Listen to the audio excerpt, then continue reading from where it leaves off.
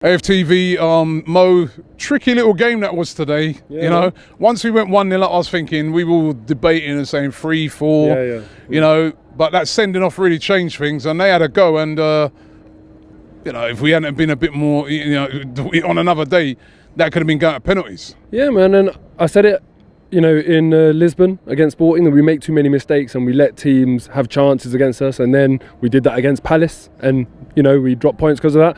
We've done it again today, and I mean, it tells me two things, right? It tells me that we've got levels and gears to go up. You know, Emery will hopefully iron all of those things out in time. But so that's a positive spin on it.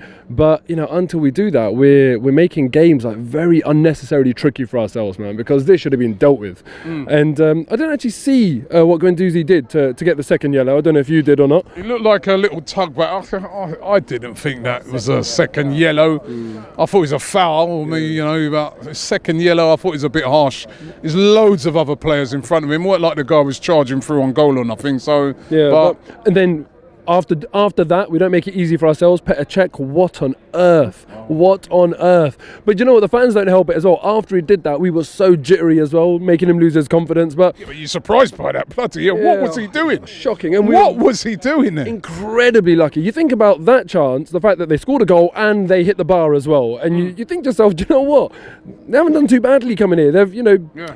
They've given us a bit of a Halloween scare, and I wasn't prepared for that today. Especially after we went 1-0 up, I thought we were going to be all right. But when I can't remember who it was that tackled Cech, but I don't think the ball was actually going in. But I don't know from your view, yeah. So then it was necessary for the other guy to get a touch, because I wasn't sure if that was like a really bad error on the guy who got the touch, his part, or whether he had to, you know, worth a go, isn't it? But anyway, yeah, Arsenal, Tottenham in the next round. I'm happy about that. For me, that's a win-win, because look. I'm one of those Arsenal fans that I look at this trophy and frankly I just turn my nose up at it. It's not big enough for Arsenal Football Club, but it certainly is big enough for Tottenham, okay? And that is the sort of trophy that can absolutely make their season. You know, it's the only thing that they've won in the last 10 whatever it is years. In fact, in the last 25 years they've won one FA Cup in this, or maybe even more than the last 25 years. You know, it's hard to remember when you're going that far back in history. But anyway, the point is, it's a win-win. If we lose it, it doesn't really affect our season or our goals. Obviously, I'll be gutted to lose to Tottenham, don't get me wrong.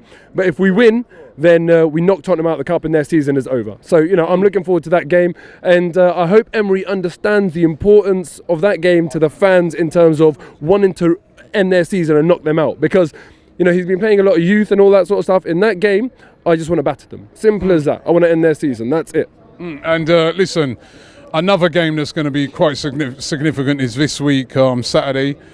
Most of the fans seem to be quite confident that we can get a result against Liverpool. I don't understand it. Where is this confidence coming from? Look at our left back and right back situation right now, and look at their front three. It's like one of the best front threes in the league. I mean, I know I'm saying that, but if I'm not wrong, we've scored more goals than they have in the league this season so far. So look, our attack is absolutely level pegging with them, in my opinion. Like, we can do damage as well. But look at our defensive frailties. The last team you want to play, I mean this, including Man City, the last team you want to play when you haven't got your first choice left back and right back is Liverpool. Is it critical that we get back Bellerin and either Monreal or Kolasinac? Well, not if we're going to rush them back. They've got to be fit and they've got to be able to deal with that challenge. But look, we'll see what happens with that. I think that game, I'm not being negative about it, I just think it's a massive 50-50. In fact, I think the most likely outcome's a draw, but it's an absolute 50-50. We just cannot say which attack is going to come out on top, but we know one thing for sure, their defence is a hell of a lot better than ours, and they make less mistakes than us. And on that basis, I don't see where all this confidence is coming from. But look, let's hope we do the business there. Prediction? I say 2-2. That's my prediction. Fancy on this, man. Yeah, but listen, that's what I think it's going to be. I think there'll be goals in the game, and I can't see us keeping a clean sheet against them. But at home, I always back us to score. And one thing I want to say today as well, Emile Smith-Rowe, I've been going on about him for a long time now. He came and he showed it again. And to me, it looked like he was given that kind of free role in the middle of the park, that number 10 sort of role. And Emery giving him that sort of role, that's a lot of faith he's putting in the kid. So really happy about that and glad that he got his goal. And the other thing as well, Carl Jenkinson. Now, I want to talk about him because there's a lot of people that kind of like get annoyed at the fact that he's still at the club and they have like an issue with his presence there. I'm an accountant by profession, yeah? So I care about the finances of this club. But everyone tells me, you're a fan, why do you care about the money? All of a sudden now, when it's Carl Jenkinson, everyone cares about him nicking a living. But hold on a second, I think you don't care about the money. if a fan, if it's you, if it's me, if it's anyone here, a fan is playing for the club because the club have made the mistake of giving him a nice contract, what would we all do?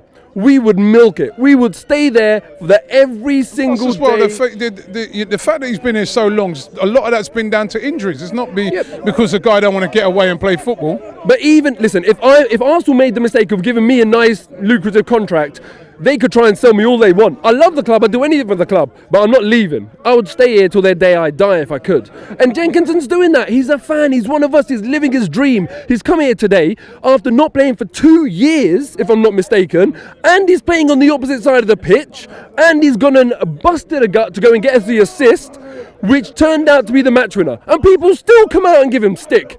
I don't understand our fan base at times. Give Jenkinson a bit of credit for today. Do you know what? He's come out, he's done a good job. His confidence can't be sky high, and he's one of us. He's a fan. Be happy for the kid, for God's sake. If that was you out there, Robbie, I'd be delighted for you, and I'd say milk it for all it's worth. Hi, how you doing, everybody? This is Ian Wright. Don't forget to check out my new YouTube channel. The link is in the description. Check it out, man. It's gonna be. Yo, what are you doing, man? I'm sorry, Rob. I had to touch the Holy Grail mic, bro. No, you can't do that, bro.